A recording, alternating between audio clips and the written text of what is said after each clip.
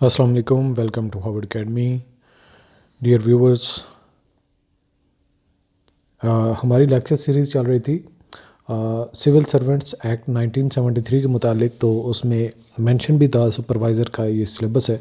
तो कुछ एस्पिरेंट्स को अभी तक सिलेबस का ही नहीं पता कि फ़ेडरल पब्लिक सर्विस कमीशन ने सिलेबस अपडेट कर दिया है, जैसा कि हमने अपने पहले वाले स्टूडेंट्स से प्रॉमिस किया था कि in case of change in syllabus हम उसी सिलेबस उसी फ़ीस में न्यू सिलेबस को कवर करेंगे।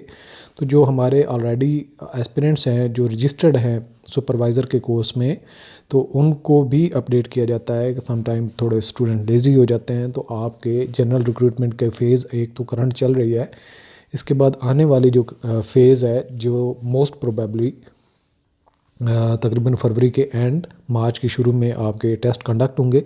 तो उसमें आपका जो सुपरवाइज़र का टेस्ट है वो भी शामिल होगा, उसमें आपका टेस्ट कंडक्ट होगा अकॉर्डिंग टू सिलेबस।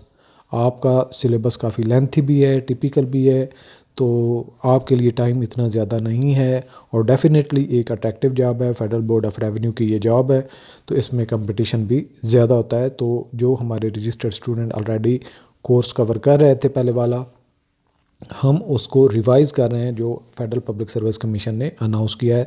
तो पहले हम सिलेबस के ऊपर नज़र डाल लेते हैं ताकि आपको क्लैरिटी हो जाए कि आपका सिलेबस क्या है। सुपरवाइज़र, ये केस नंबर 211/2023 है।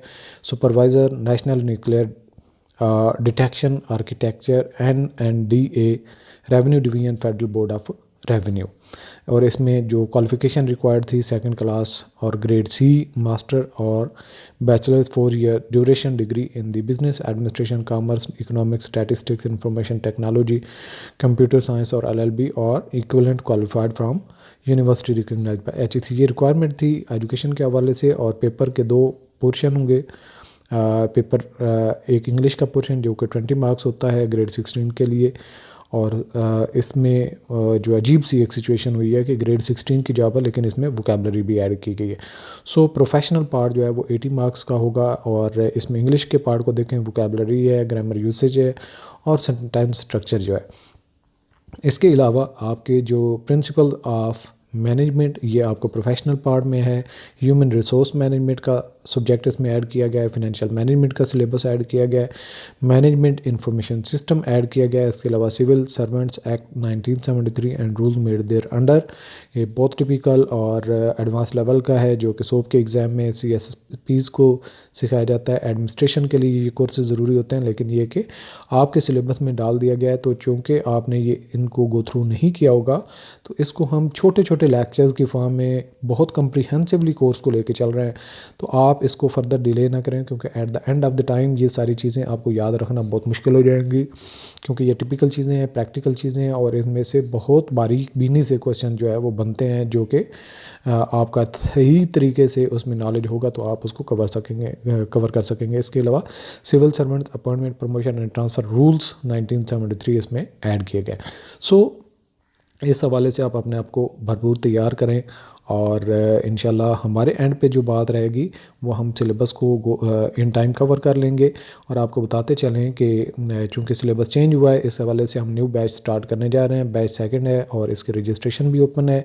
तो जो हमारे ऑलरेडी स्टूडेंट्स हैं उनके लिए भी एक बेहतरीन मौका है कि वो तो ऑलरेडी हमारा सिस्टम जानते हैं कि किस तरीके से लर्निंग सिस्टम है, तो उससे भरपूर फ़ायदा उठा सकते हैं। इसके अलावा आपको बताते चलें कि कोर्स के फ़ीचर क्या होंगे, किस तरह से कोर्स कवर किया जाएगा। जो जनरल क्वेश्चन होता है, कुछ न्यू व्यूअर्स होते हैं, एस्पिरेंट्स होते हैं जिनके माइंड में क्वेश्चन आ रहे हैं। एक तो हम सिलेबस को जो आपको मेंशन किया फेडरल पब्लिक सर्विस कमीशन ने, वो सारा का सारा इंक्लूडिंग इंग्लिश पार्ट वो कंसेप्चुअली कवर किया जाएगा। दूसरे नंबर पे आपके हर लेसन के बाद, हर लेक्चर के बाद एक क्विज़ होती है जो आपको पढ़ाया जाता है। उसमें से फ़ौरन एक क्विज़ होती है जिसको आप असेस कर सकते हैं कि आपने टॉपिक को किस तरह से अंडरस्टैंड किया है।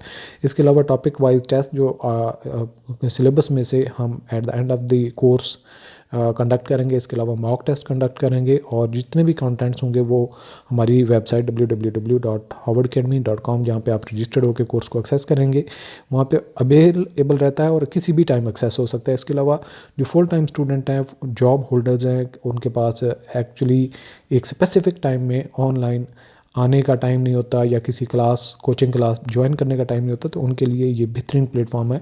वो अपने टाइम में जब चाहें वो कोर्स को एक्सेस कर सकते हैं। इसके अलावा बहुत अफोर्डेबल और लो फी है हमारे जितने भी कोर्सेज़ होते हैं। और इसके अलावा अगर आप सिलेबस को जिस तरीके से पढ़ाया गया है 100% गो थ्रू करते हैं, जिस तरह से पढ़ाया गया है दिल लगी से उसको करते हैं, तो ये गारंटीड सक्सेस है। उसी में से ही क्वेश्चंस होते हैं, क्योंकि हम फुल सिलेबस को कवर करते हैं, ना कि सिलेक्टिव स्टडी की तरफ मूव करें।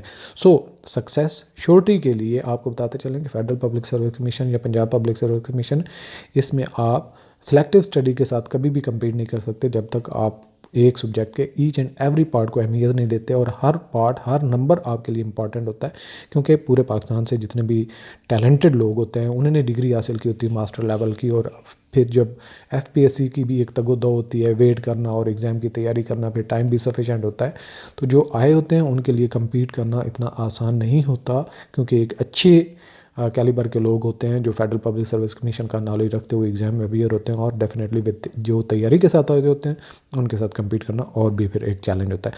सो इस हवाले से हमारा जो टाइम टू टाइम जो अपडेट्स होती हैं वो हम अपने ग्रुप्स में शेयर करते रहते हैं। इस वीडियो की डिस्क्रिप्शन में फेसबुक और व्हाट्सएप ग्रुप जो सुपरवाइज़र के हवाले से उसका लिंक भी शेयर कर देंगे, उसको भी आप ज्वाइन कर सकते हैं। साथ में जो आपका कोई क्यूरी हो, क्वेश्चन हो, आप हमें व्हाट्सएप कर सकते हैं, सवाल पूछ सकते हैं और कोर्स के ज्वाइन करने के हवाले से गाइडलाइन ले सकते हैं। सो अल्लाह हाफिज़।